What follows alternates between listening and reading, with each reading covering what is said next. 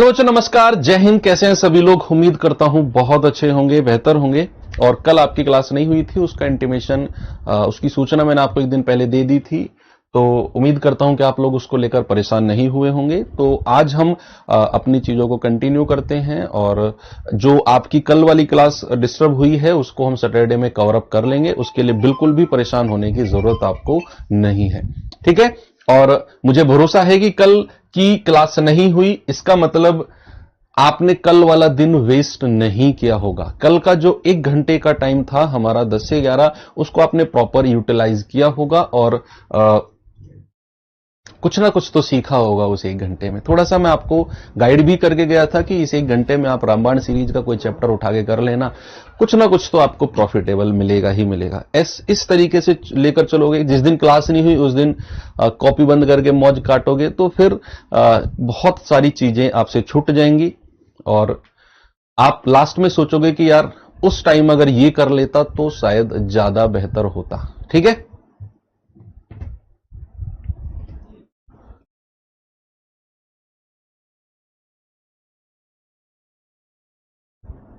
चलो ठीक है, करें आगे। हाँ, एक बच्चे का डाउट था भाई मेरे पास। दरअसल हो सकता है वो और भी ज्यादा बच्चों का हो, तो मैं उसको क्लियर कर देता हूं। दरअसल उस बच्चे का कहना था कि सर, पता नहीं क्या कहना था, मतलब मैं समझ ही नहीं पाया ढंग से। फिर भी देख, तो मैं आपको समझाता हूं। क्या था कि मान लो मेरे पास, उसने बोला कि 20 संख्याओं का एवरेज 40 है। तो 20 संख्याओं का एवरेज 40 है, तो योग क्या होगा? तो उस बच्चे का कहना था कि सर ये 20 तो अकेली एक संख्या है। बच्चा, ये अकेली एक संख्या नहीं है 20, ये 20 नंबर हैं। ऐसे 1 2 3 4 5 6 7 8 9 10 और ऐसे 20 संख्या है। हर संख्या अपने आप में कुछ ना कुछ रही होगी और ये पूरा ग्रुप बनाकर 20 संख्या बनी है। ये पूरा ग्रुप बनाकर 20 संख्या बनी। उसने बोला ना 20 संख्या है। अब वो 20 अपने आप में अलग अलग, जैसे मैंने कह दिया कि 5 संख्या, तो 5 संख्या का मतलब है 1 2 3 4 5, ये 5 अलग अलग संख्या है। टोटल मिलाकर 5 संख्या है। तो नंबर ऑफ युग्मों की संख्या कितनी हो गई? 5 हो गई। युग्मों की संख्या कितनी हो गई? 5। और दूसरा अगर आपसे कहेगा कि एक संख्या है, जैसे आपसे कहेगा कि मान लो 40 60 और 70, इसका एवरेज, तो ये 40 अपने आप में एक संख्या है, ये 60 अपने आप में एक संख्या है और ये 70 अपने आप में एक संख्या है। इनका औसत जब आप निकालोगे तो आपके पास टोटल 3 संख्या होंगी। सारा खेल लैंग्वेज पढ़ने का है। सारा खेल किसका है? सारा खेल लैंग्वेज के पढ़ने का है। वो धीरे धीरे आप सीख जाओगे। ओके, चलो आते हैं हम अपने आगे की तरफ। बस आपको क्या ध्यान रखना है? आपको संख्या से मल्टीप्लाई करके एवरेज से योग निकालना है। ठीक है? अजीत सर ने क्यों छोड़ दिया? अब सबकी अपनी मर्जी है भाई। अब मुझे क्या पता क्यों छोड़ दिया। अब उनके कुछ पर्सनल रीजन रहे होंगे, पर्सनल इशू रहे होंगे, चले गए छोड़ के भैया। ठीक है, किसका क्या इशू। यहां से रोजगार विबंधी से कोई इशू नहीं था, कुछ भी नेगेटिव इशू नहीं था, 1% भी। इस बात का आप भरोसा कर सकते हो, कोई नेगेटिविटी नहीं थी। बस इसके अलावा और क्या उनका इशू रहा वो वही जानते हैं। किसी को बांध के नहीं रखा जा सकता ना बच्चा, कि भैया क्लास ली, हाथ में बीड़ी बांधी और खूंटे से बांध दिया कि ले भैया नहीं जा सकता तू। इंडिपेंडेंट हो, अब जाओ, आपकी मर्जी है। बस आपका अगर जमीर बोलता है कि जाना चाहिए तो जाओ, वो जमीर आपका कुछ भी हो सकता है। कह रहे अनवर, अमित और गोपाल का औसत 46 है। यदि अनवर और अमित का औसत 39 है, अमित और गोपाल का औसत 44 है, तो अमित का वजन बताइए क्या होगा। आप क्या करो, सबका योग निकाल दो। आप क्या करो, आप सबका योग निकाल दीजिए। आप तो नहीं चलेंगे। राहुल सर ने कुछ बोला था कल अपनी क्लास में कि मैं तो बहुत पहले बोल चुका हूं, इवन ये बात 2022 में ही मैंने बोल दी थी। 21 में मैं जोड़ा था, 22 में भी कोई टीचर थे शायद, वो छोड़ के गए थे, 21 में ही छोड़ के गए थे, तभी पूछा था मैंने, तभी बोल दिया था, कमिटमेंट दे दिया था कि मैं अगर दिखा तो रोजगार विद अंकित पे दिखूंगा, नहीं तो फिर आपको दिखूंगा ही नहीं। तो ये ऐसा नहीं है कि हमसे किसी ने कसम खिलाई हुई है, बस मन है। और इवन अगर मैं कहीं जाने की भी सोचता हूं तो अंकित सर घर से मुझे तो चाटे मारते हुए ले आएंगे, है ना। तो इस कदर उनका हक है। पर्सनली मेरे ऊपर तो मैं आपको बताऊं, अगर मैं सोचता भी हूं तो वो ये नहीं कहेंगे कि भाई मत जा, ये कर वो कर। वो घर जाएंगे गाड़ी लेके और वहीं से चाटे मारते हुए ले आएंगे कि चल चल के पढ़ा।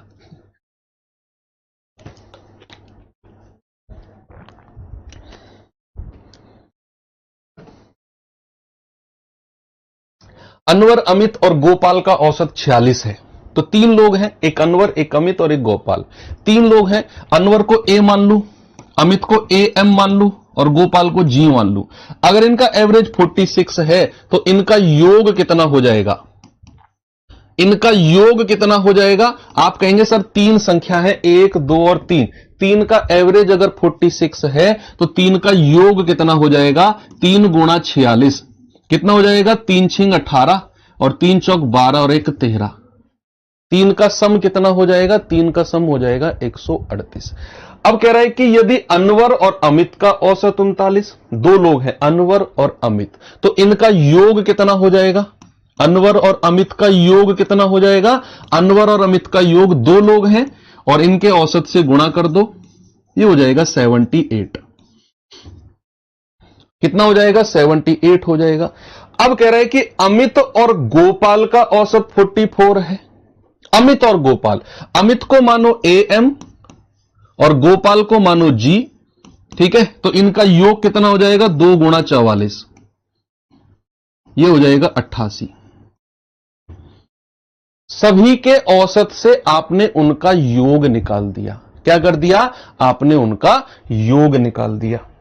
भाई 3 लोगों का एवरेज 46 दिया हुआ था, 3 से गुणा करके उनका योग निकाल दिया। फिर कह रहा है 2 लोगों का औसत दिया हुआ था, गुणा करके उनका सम निकाल दिया। फिर 2 लोगों का औसत दिया हुआ था, गुणा करके उनका सम निकाल दिया। ठीक है। अब वो कह रहा है कि भाई साहब अमित का बताओ कितना होगा। अमित का बताओ, ए एम की वैल्यू बतानी है आपको। ए एम की कैसे करें? अगर मैं इन दोनों को जोड़ देता हूं, इन दोनों को जोड़ना जरा, तो अनवर प्लस अमित प्लस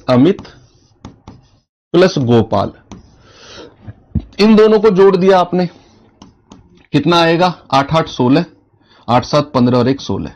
इन दोनों को भी जोड़ दिया तो कितना आ जाएगा? 166। ओके। अब यहां पर आप एक चीज देखो, अनवर, अमित और गोपाल। अमित 2 बार है, लेकिन अनवर, अमित और गोपाल की वैल्यू कितनी है? 138। तो क्या मैं 138 लिख दूं? तो एक अमित बचेगा केवल, 2 बार अमित था ना, एक बार अमित बचेगा बराबर 166। तो यहां से अमित कितना हो जाएगा? अमित हो जाएगा 166 माइनस 138। तो 16 में से 8 गया 8, 15 में से 13 गया 2, अमित हो जाएगा 28, यानी कि ऑप्शन नंबर सी बिल्कुल करेक्ट है। अमित कितना हो जाएगा? 28।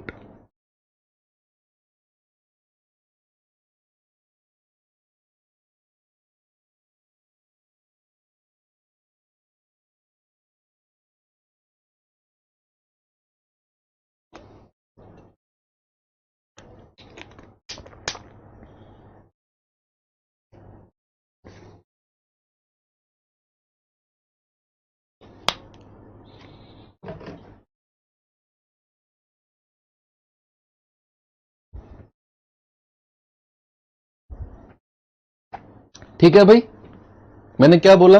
3 लोग हैं, तीनों का एवरेज दिया हुआ है, 3 से गुणा करके आपने उनका योग निकाल दिया। 2 लोग हैं, दोनों का एवरेज दिया है, 2 से गुणा करके उनका योग निकाल दिया। फिर अमित और गोपाल 2 लोग हैं, उनका एवरेज दिया हुआ है, 2 से गुणा करके आपने उनका भी सम यानी कि योग निकाल दिया। और फिर आपसे बोला है अमित। बस आप क्या करो, योग निकालते चले जाओ। जैसे आप योग निकालोगे ना, सबका योग निकाल दिया, फिर कह रहा है भैया अमित का वजन बताओ। तो आपने क्या किया, दूसरे और तीसरे को जोड़ा, तो अनवर अमित, अमित गोपाल जोड़ा, तो भैया अनवर अमित गोपाल का योग 138 लिखा। अमित 2 बार था, 1 बार बचेगा, अमित आ गया 28। अमित कितना आ गया, 28। इस पे आ जाओ। पॉलिटी, अरे होगी भाई, कंप्लीट कराएंगे पॉलिटी। जिसने शुरू किया है वही कंप्लीट कराएगा, कहीं भी चला जाए। जब तक तोड़ेंगे नहीं तब तक छोड़ेंगे नहीं, डोंट वरी। और हमेशा आप लोगों के लिए बेस्ट ही होता आया है शुरू से। आपका भरोसा ही है जो हमें आज यहां तक लेकर आया है रोजगार विद अंकित को। कुछ भी कंट्रोवर्सी होती रहे, आप अपनी पढ़ाई पे फोकस करो। आपके लिए सोचने के लिए 2 लोग हैं, एक आपके मम्मी पापा और एक रोजगार विद अंकित, हमेशा याद रखना। और जब भी आपके लिए सोचेंगे, हम अच्छा ही सोचेंगे। अपने प्रॉफिट और अपने बेनिफिट से ज्यादा हम हमेशा बच्चों का हित रखते हैं। और ये मैं कोई लेक्चर या फिर भाषण नहीं दे रहा हूं आपको, ये मैं आपको ग्राउंड की सच्चाई बता रहा हूं।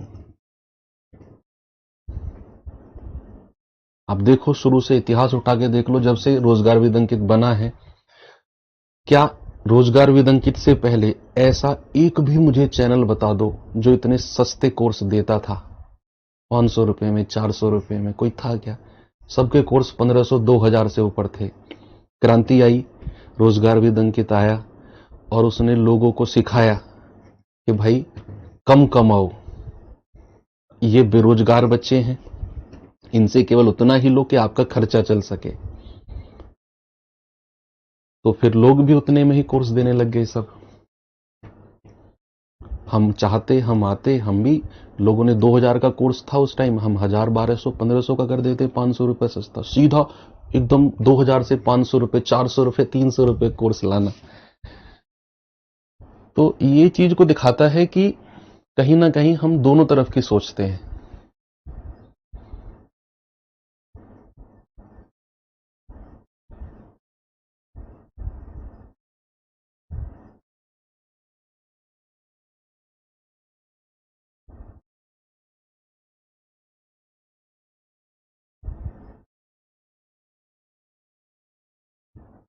चलिए, DEFG का औसत 40 है, तो इनका योग निकाल दो। D और E का औसत 14 है, इनका भी योग निकाल दो। F और G का औसत कितना होगा बताइए।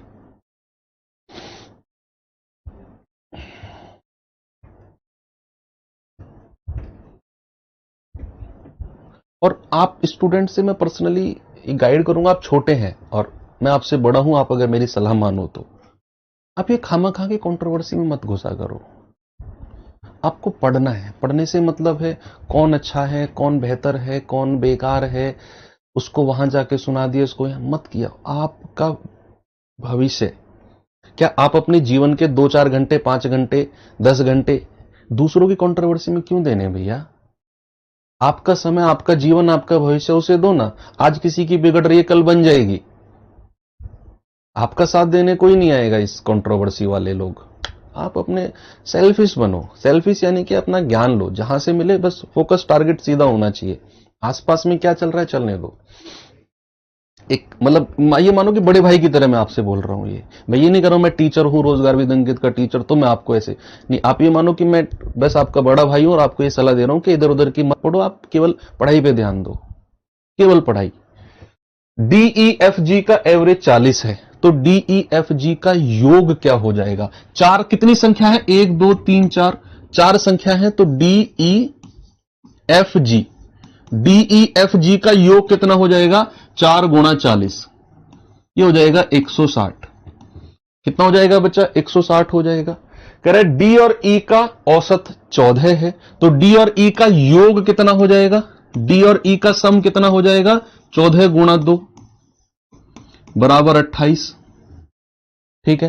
कह रहे एफ और जी का औसत क्या होगा? एफ और जी का, बच्चे एफ और जी का औसत का मतलब क्या हो गया?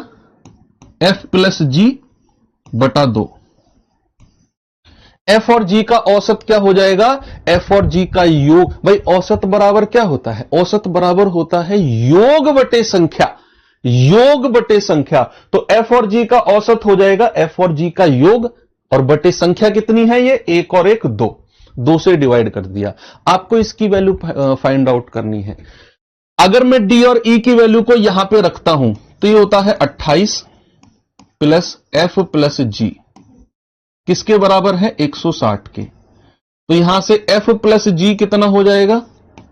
ये हो जाएगा 160 माइनस 28। तो 10 में से 8 गया 2 और 15 में से 2 गया 13। तो एफ प्लस जी हो जाएगा 132। लेकिन हमें तो एफ प्लस जी बटा 2 बताना है। या फिर आप ऐसे सोचो, एफ प्लस जी कितना आ गया? 132। यानी कि एफ और जी का योग 132 है। तो अगर हमें एवरेज बताना है, औसत बताना है, तो औसत होता है योग बटे संख्या। 132 बटा संख्या कितनी है? 2। तो यह आ जाएगा 2 छिक्को 12, 2 छिक्को 12। ऑप्शन नंबर बी बिल्कुल करेक्ट है।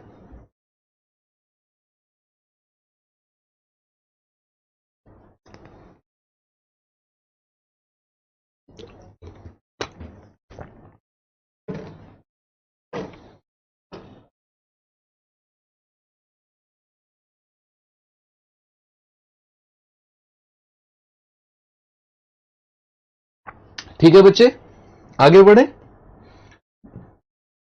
इस पे आ जाओ। दो व्यक्ति ई और एफ की आयु का योग 50 है। योग दे रखा है, औसत नहीं है। ई एफ जी की औसत 40 है, तो जी की आयु बताइए क्या होगी? बताइए भाई। ई और एफ का योग 50 है तो रेक्टिफिकेशन से मल्टीप्लाई मत कर देना 50 को 2 से। यहां उसने योग ही दे दिया कि ई प्लस एफ कितना है बच्चा? 50, 50 है। और ई एफ जी का औसत 40 है। इन तीनों का औसत दिया हुआ है। इन तीनों का क्या दिया हुआ है? औसत।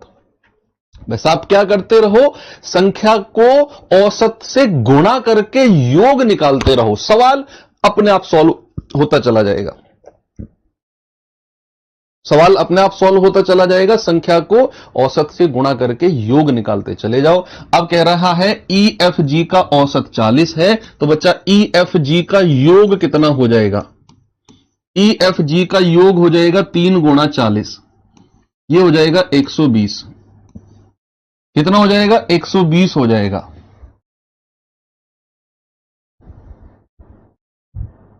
ओके। अब यहां देखो ई और एफ का योग कितना है? 50। अगर मैं 50 को यहां रख दूं तो कितना है? 50 प्लस जी बराबर कितना है? 120। तो यहां से जी कितना हो जाएगा? 120 माइनस 50 कितना हो जाएगा? 70 हो जाएगा।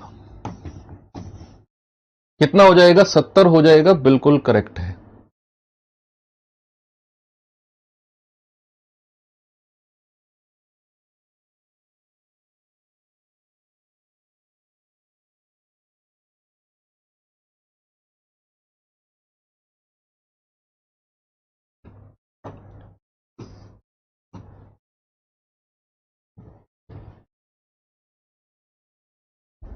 बताइए। दो व्यक्ति ई और एफ का योग 96 है। ई एफ जी का औसत 50 है, तो जी का वैल्यू बताओ क्या होगी? What is the value of जी?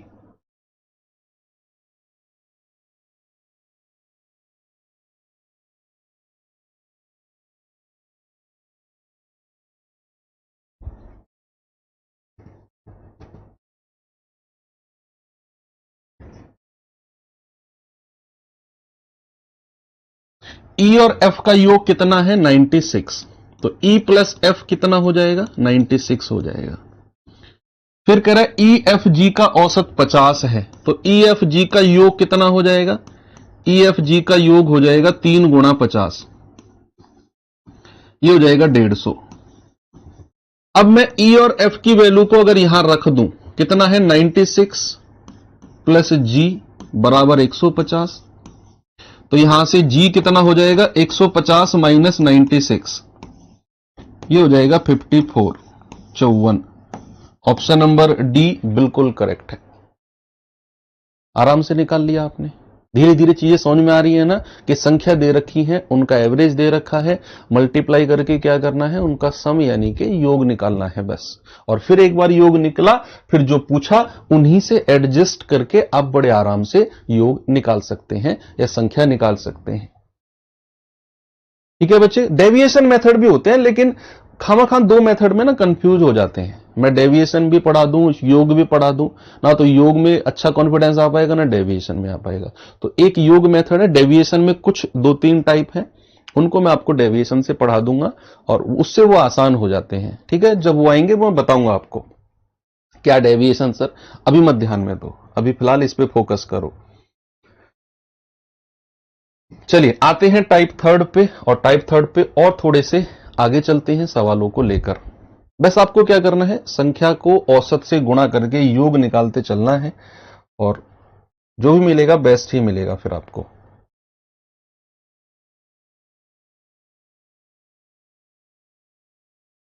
देखिए एक बार क्या कह रहा है कि यदि राम ने 15 कमीज को 520 रुपए प्रति कमीज की दर से, 15 कमीज है, राम ने कितनी कमीज, 15 कमीज, संख्या कितनी है 15, और उसने कहा 520 प्रति कमीज। बच्चा प्रति कमीज का मतलब है एक कमीज 520 में। क्या बोला उसने, एक शर्ट कितने में, 520 में, और ऐसी 15 शर्ट उसने खरीदी है। पहली लाइन समझी, आगे बढ़ो। कह रहा 20 पैंट 600 रुपए प्रति पैंट, इसका मतलब है एक पैंट 600 रुपए की, और ऐसी कितनी पैंट, ऐसी 20 पैंट लेकर आया। एक पैंट 600 की और ऐसी 20 पैंट लेकर आया। आगे बढ़ो, कह रहा 15 कुर्ते 650 प्रति कुर्ता, यानी कि एक कुर्ता 650 का, और ऐसे कितने कुर्ते लेकर आया, ऐसे 15 कुर्ते लेकर आया। 15 कुर्ते, कह रहा बताओ प्रत्येक का औसत क्या होगा। बात समझे कि भैया आपको क्या समझ में आया, क्या मैंने समझाया। उसने पूछा शर्ट लेनी है भैया, दुकानदार ने कहा एक कमीज 520 रुपए की है, उसने कहा 15 कमीज पैक कर दो, तो 15 कमीज का टोटल कीमत, टोटल मूल्य कितना हो गया।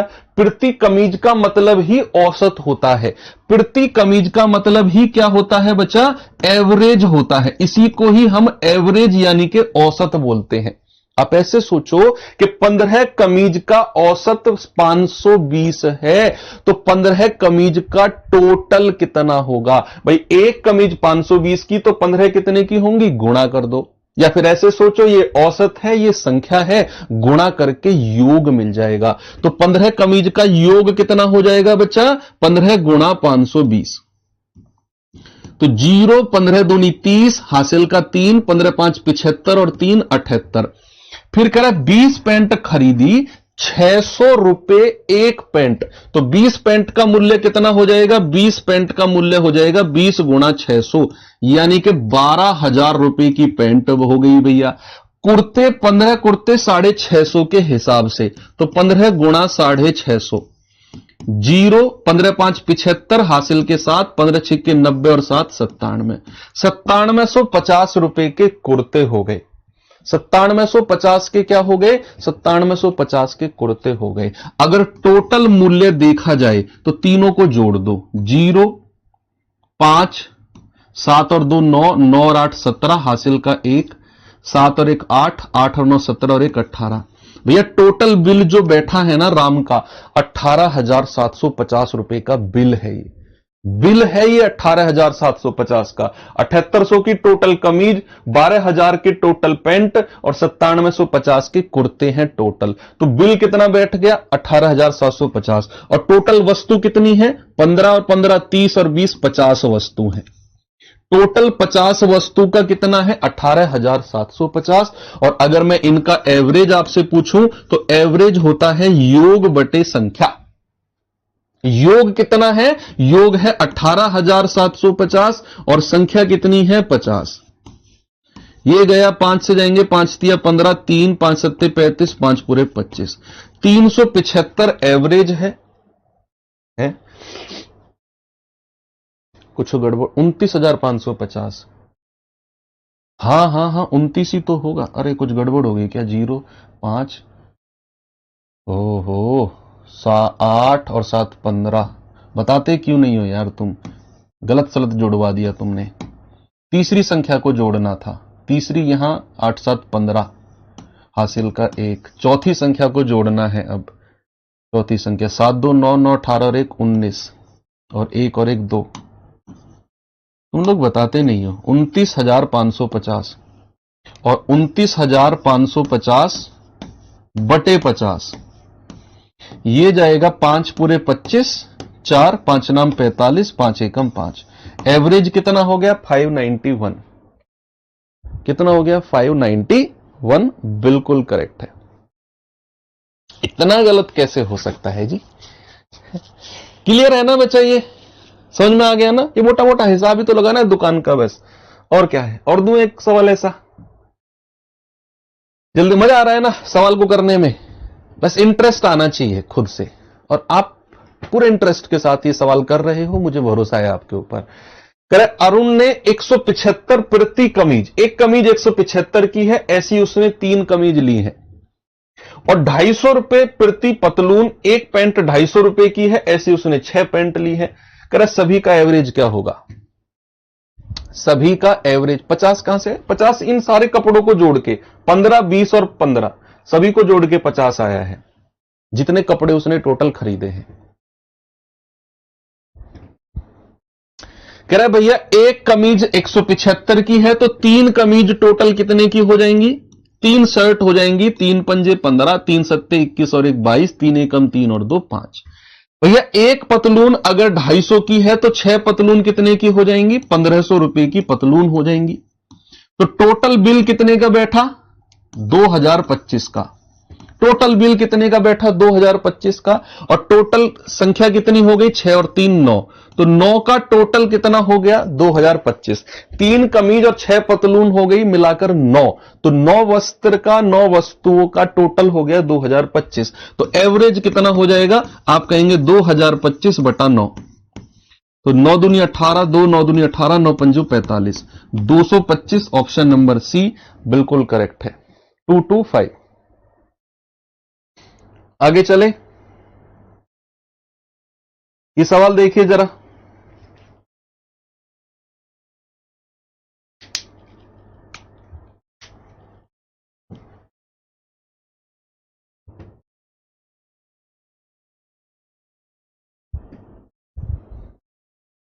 कह रहे एक्स ने कुल 60 रुपए में 1 दर्जन पेंसिल, कुल, ये कुल का मतलब है टोटल 60 रुपया दिया है 1 दर्जन पेंसिल का।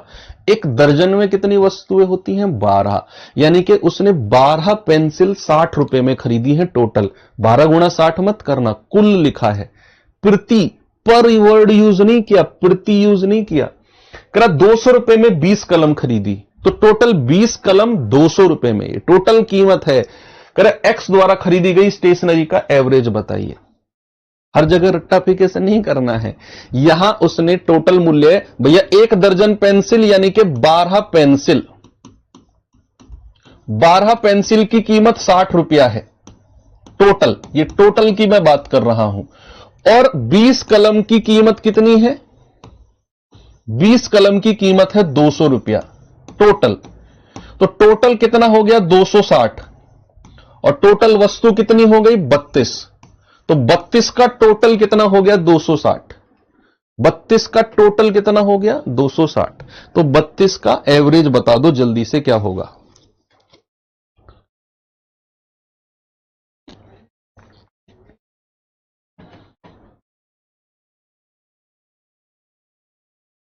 ₹60 की पेंसिल, 200 की कलम, टोटल 260 का बिल हो गया।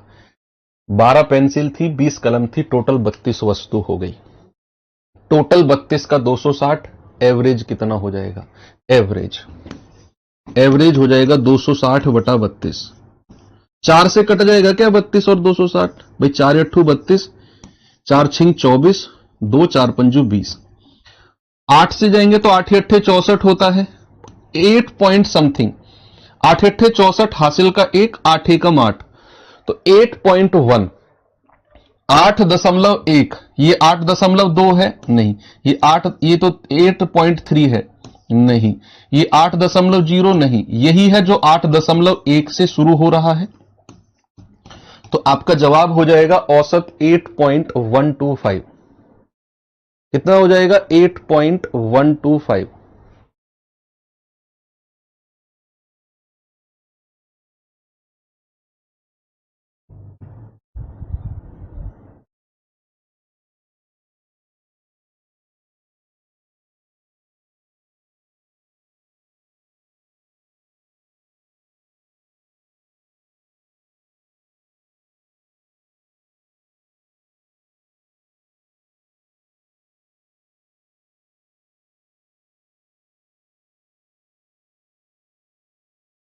इस सवाल को करिए।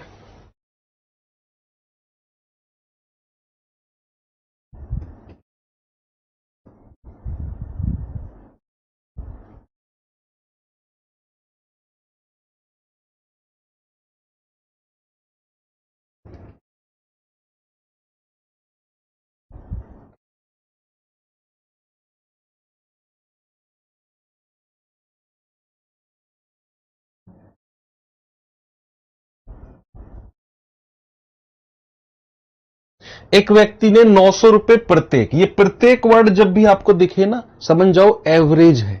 प्रत्येक का मतलब ही मान लो एवरेज है। उसने बोल दिया 900 रुपया ईच, ईच का मतलब ही एवरेज है। 900 रुपए प्रत्येक से 5 बैग चावल खरीदे। आप ऐसे सोचो, 5 बैग का एवरेज 900 है। प्रत्येक वर्ड आपके दिमाग में सेट कर लो, प्रत्येक या ईच का मतलब ही एवरेज है। 1000 प्रत्येक की दर से 7 बैग चावल खरीदे। 1200 प्रत्येक की दर से 8 बैग चावल खरीदे। कह रहा यदि एक बैग में 50 किलो चावल है तो 1 किलो चावल का मूल्य। ये तो बाद का काम है, आप पहले बैग के हिसाब से ही योग निकाल दो।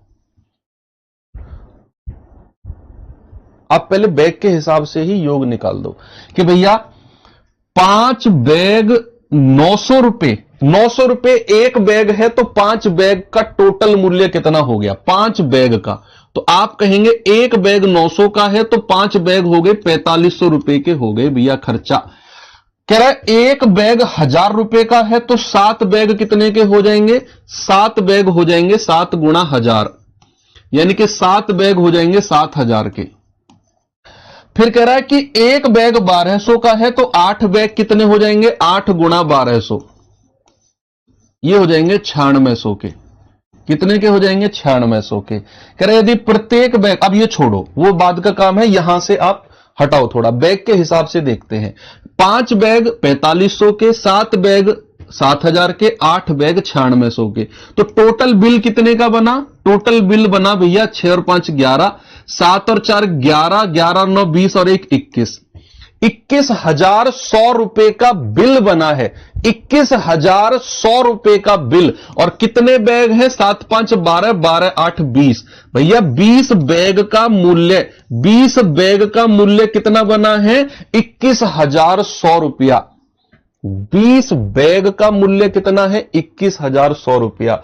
अब आपको जो औसत चाहिए, देखो अगर वो ये कहता कि प्रति बैग, सुनो मेरी बात, अगर वो ये कहता कि प्रति बैग औसत बताओ, प्रति बैग, तो आप क्या करते? 21,100 बटा 20 कर देते, अगर कहता प्रति बैग औसत। लेकिन नहीं, उसने बोला एक बैग में 50 किलो चावल है और 1 किलो का औसत बताइए। अच्छा मुझे एक बात बताओ, अगर एक बैग में 50 किलो चावल है तो 20 बैग में टोटल कितना किलो चावल होगा? आप कहेंगे सर 1000 किलो चावल होगा। 1000 किलो चावल होगा। टोटल कितने किलो चावल होगा? 1000 किलो। भाई 20 बैग हैं मेरे पास, 5 7 12 और 8 20, और एक बैग में 50 किलो चावल है, तो टोटल कितने किलो चावल हो गए? टोटल 20 गुणा 50 यानी कि 1000 किलो चावल। और 1000 किलो चावल का मूल्य कितना है? 21,100 रुपया। भाई या तो आप 20 बैग कह लो या 1000 किलो कह लो, दोनों का मतलब सेम ही तो है। आप ऐसे सोचो कि एक चीनी का कट्टा होता है, एक चीनी का बोरा होता है, बैग होता है, हमारे यहां कट्टा बोलते हैं उसको, ये वाला कट्टा नहीं, वो वाला बोरा होता है। चीनी का बोरा है, 50 किलो चीनी आती है, मैं ऐसे 2 बोरे ले आया चीनी के।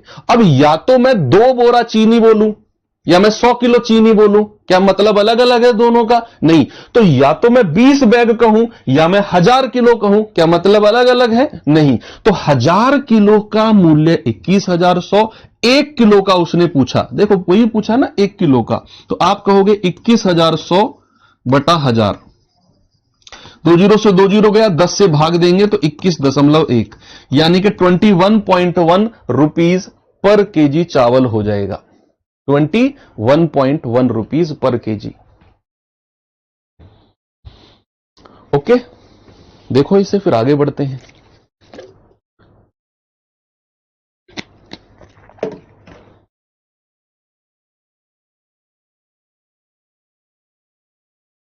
ये देखिए जरा,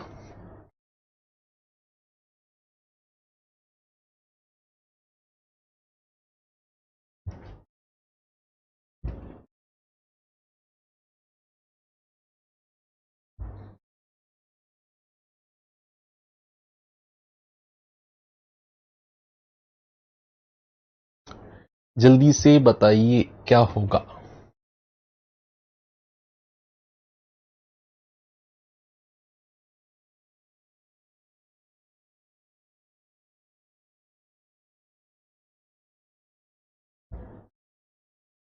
ये अच्छा क्वेश्चन है, ये अच्छा सवाल है भाई।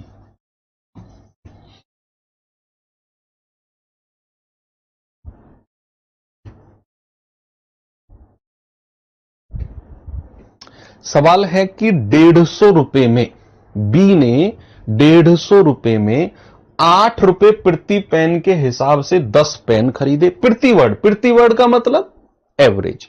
एक पेन 8 रुपए का, ऐसे 10 पेन खरीदे।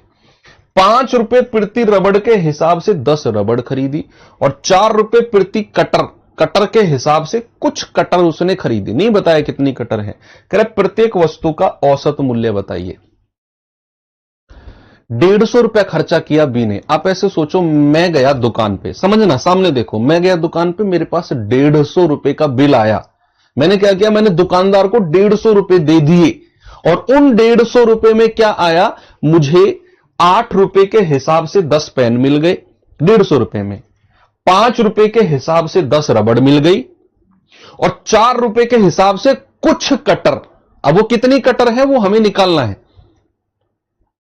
तो करा सभी का एवरेज बताइए। पहले क्या करेंगे, हम ये पता करेंगे कि जो कुछ कटर है कितनी कटर है वो, फिर वो संख्या निकालकर हम सभी का एवरेज निकालेंगे। 150 बिल है मेरा, संख्या से डिवाइड कर देंगे 150 को, पता चल जाएगा कितना एवरेज है सभी का। भाई सभी का योग दे रखा है ना 150 रुपया, मैंने अपनी जेब से 150 रुपए दे दिए, तो योग सभी का सम कितना हो गया, 150 हो गया। अब कितनी वस्तु मैं खरीद के लाया हूं, 10 पेन खरीद के लाया हूं, 10 रबड़ खरीद के लाया हूं, और कटर कितनी खरीद के लाया हूं, यह मुझे पता करना है, और 150 से भाग दे दूंगा मैं। वो कैसे पता करेंगे जरा देखते हैं। भाई उसने 10 पेन खरीदे, कितने के हिसाब से, 8 रुपए प्रति पेन के हिसाब से, बिल बन गया 80 रुपए का। उसने 10 रबड़ खरीदी 5 रुपए के हिसाब से, 10 रबड़ खरीदी 5 रुपए के हिसाब से, 50 रुपए का बिल ये हो गया। पेन का और रबड़ का बिल हमें मिल गया। कटर अभी पता नहीं कितनी है, पहले ये बताओ टोटल बिल कितना बना, 130 रुपए का, और टोटल संख्या कितनी बनी, 20। तो 20 का टोटल 130 बन गया, 20 संख्याओं का टोटल 130। मैंने कितने रुपए दुकानदार को दिए, 150 रुपया। 130 रुपए के तो भैया पेन और रबड़ ही आ गए, 130 रुपए के तो पेन और रबड़ ही आ गए। तो फिर कटर के लिए कितने रुपए दिए होंगे, आप मुझे बताइए। कटर के लिए कितने रुपए, कटर कितनी है, 4 कटर है, नहीं 4 रुपए प्रति कटर। तो कटर के लिए टोटल बिल कितने का दिया होगा, टोटल 150 माइनस 130, यानी कि 20 रुपए की कटर आई होंगी। भाई टोटल 130 रुपए के तो पेन और रबड़ ही आ गए, 150 रुपए में से 130 हटाओगे, 20 रुपए की क्या आई होंगी, कटर आई होंगी। और सवाल कहता है 4 रुपए प्रति कटर है, एक कटर 4 रुपए की, तो 20 रुपए में कितनी कटर आ जाएंगी, कटर की संख्या, कटर की संख्या अगर मुझे पता करना है, नंबर ऑफ कटर, तो आप कहेंगे 20 रुपए का टोटल बिल है और 4 रुपए की कटर है, तो सर 5 कटर आ जाएंगी। कितनी कटर आ जाएंगी? 5 कटर। भाई आप सोचो ना, एक कटर 4 रुपए की है, 4 रुपए प्रति कटर, और 20 रुपए मैंने कटर के लिए दिए, तो 5 कटर ही तो आई। यही फाइंड आउट करना था हमें। और सभी का एवरेज, टोटल एवरेज अगर हमें निकालना है, टोटल एवरेज निकालना है तो 150 रुपए का टोटल है। और संख्या कितनी हो गई? टोटल संख्या हो गई सर 10, और 10 20, और 5 25। 25 से डिवाइड कर दो, है ना भैया। 10 पेन, 10 रबड़ और 5 कटर, तो 10 और 10 20 और 5 25। तो आप कहेंगे सर टोटल एवरेज 6 आ गया।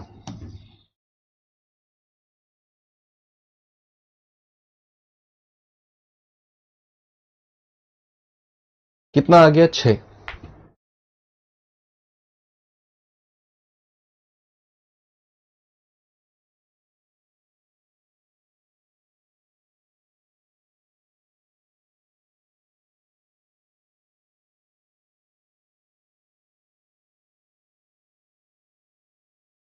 ठीक है।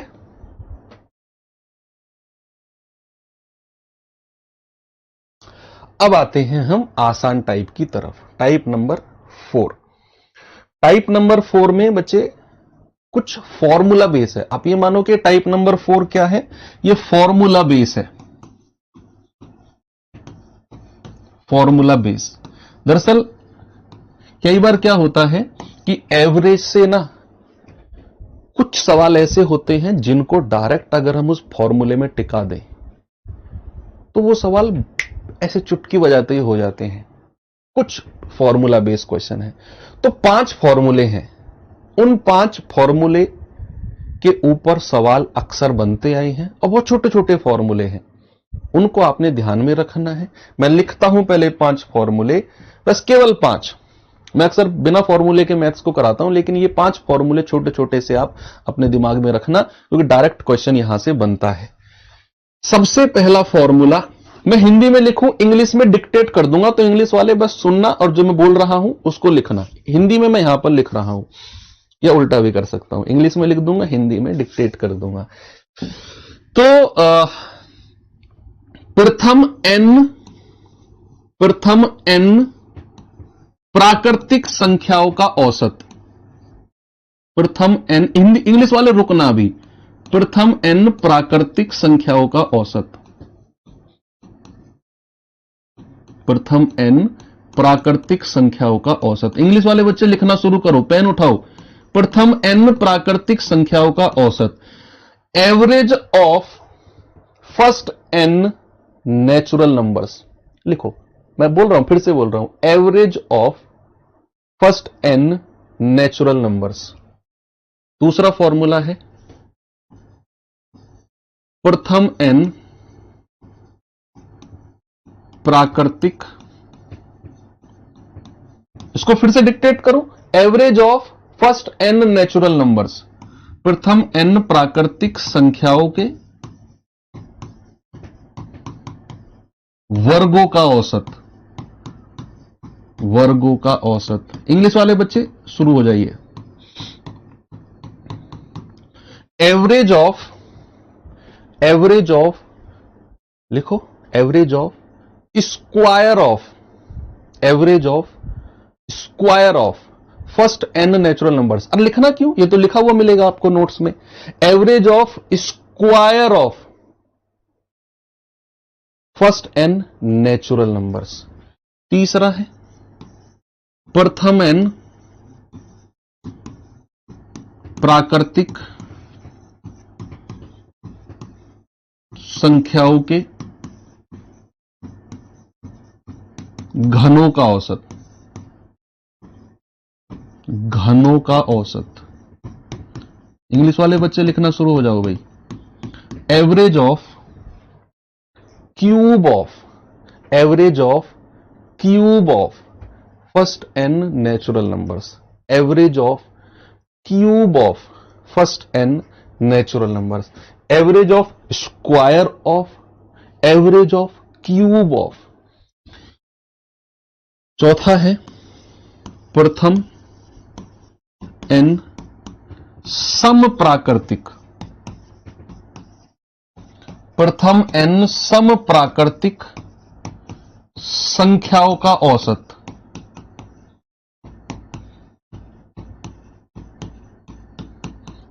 इंग्लिश वाले लिखो average of first n, average of first n even natural numbers, even sum, even natural numbers.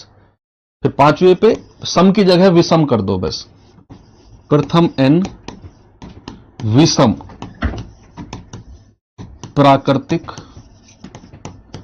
संख्याओं का औसत, का औसत। इंग्लिश वाले बच्चे लिखेंगे एवरेज ऑफ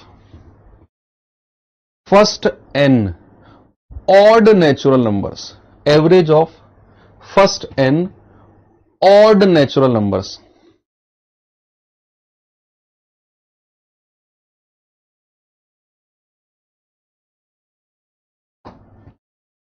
अब मैं लिखना शुरू करूं फॉर्मूले। प्रथम एन प्राकृतिक संख्याओं का औसत, average of first n natural numbers, क्या होता है n प्लस 1/2। क्या होता है बच्चा n प्लस 1/2, याद रखना है ये, ठीक है। आप किसी एक पेज में लिखकर अपनी टेबल पे चिपका भी सकते हैं। प्रथम n प्राकृतिक संख्याओं के वर्गों का औसत, वर्गों का, स्क्वायर का, तो ये होता है n प्लस 1 और 2n प्लस 1/6। क्या होता है बच्चा n प्लस 1 और 2n प्लस 1/6। तीसरा है प्रथम n प्राकृतिक संख्याओं के घनों का, क्यूब का, यह होता है n और n प्लस 1 का होल स्क्वायर डिवाइड बाई 4। क्या होता है n, घनों का औसत क्या होता है n और n प्लस 1 का होल स्क्वायर डिवाइड बाई 4। और अगर कहेगा प्रथम n सम प्राकृतिक, सम यानी कि जो संख्या 2 से कट जाए, सम प्राकृतिक का औसत होता है n प्लस 1। n क्या है, नंबर ऑफ टर्म्स। जैसे आपसे कहेगा कि प्रथम 20 प्राकृतिक संख्याओं का औसत, वो नहीं बताएगा कौन कौन सी संख्या है, बस बोल देगा 20 संख्या है। प्रथम वर्ड का मतलब है शुरू से, जैसे प्रथम 20 प्राकृतिक संख्या, तो 1 से शुरू, 1 2 3 4 5 6 7 8 और 20 तक। आपसे कहेगा प्रथम n प्राकृतिक संख्याओं का वर्ग, अगर कहेगा प्रथम 10 प्राकृतिक संख्याओं के वर्गों का औसत, तो 1 से शुरू, 1 का स्क्वायर, 2 का स्क्वायर, 3 का, 4 का, 5 का और ऐसे 10 का स्क्वायर। अगर कहेगा कि प्रथम n प्राकृतिक संख्याओं के घन, प्रथम यानी कि 1 से शुरू होने वाली है, 1 से। अगर सवाल आपके दिमाग में आएगा सर अगर प्रथम नहीं है, वो भी आगे है, आगे आ तो रहा है, अगली क्लास में वही पढ़ेंगे हम। ये होता है n प्लस 1। और अगर आपसे कहेगा प्रथम n विषम प्राकृतिक संख्याओं का औसत, तो आप कहेंगे सर केवल n। जितनी संख्या कहेगा उतना ही एवरेज होता है। आपसे कहेगा प्रथम 15 विषम प्राकृतिक संख्याओं का औसत बताओ, तो आप कहेंगे सर 15 ही होगा। क्या कहेंगे, 15 ही होगा। ठीक है बच्चे, ये 5 फॉर्मूले दिमाग में रहेंगे। ये सवाल बता दीजिए, प्रथम 125 प्राकृतिक संख्याओं का औसत, प्रथम 125। अब यहां 125 जो है यही n की वैल्यू है, प्रथम 125 प्राकृतिक, तो भैया एवरेज क्या होता है n प्लस 1/2। कितना हो जाएगा, 125 प्लस 1/2 यानी कि 126/2, तो 2 छिक्कू 12, 2 तिया 6, 63 हो जाएगा। क्या हो जाएगा, 63 हो जाएगा।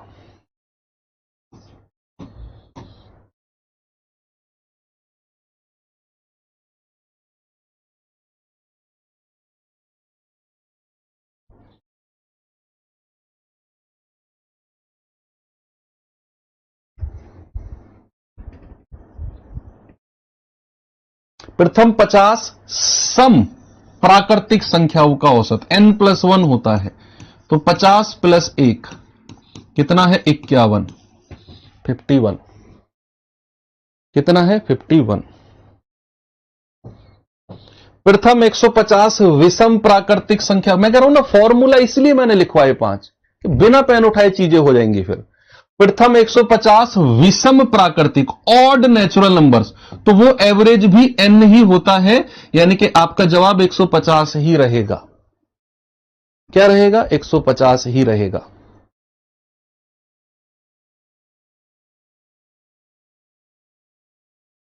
इसे देखेंगे एक बार।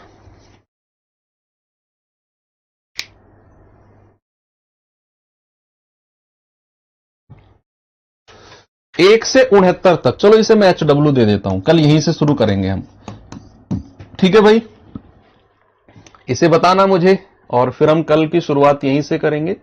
और अब ये चैप्टर जो है वो इंटरेस्टिंग होना शुरू हो जाएगा, और भी ज्यादा इंटरेस्ट आना शुरू हो जाएगा आपको। तो मुलाकात होगी कल। Thank you, have a good day, जय हिंद।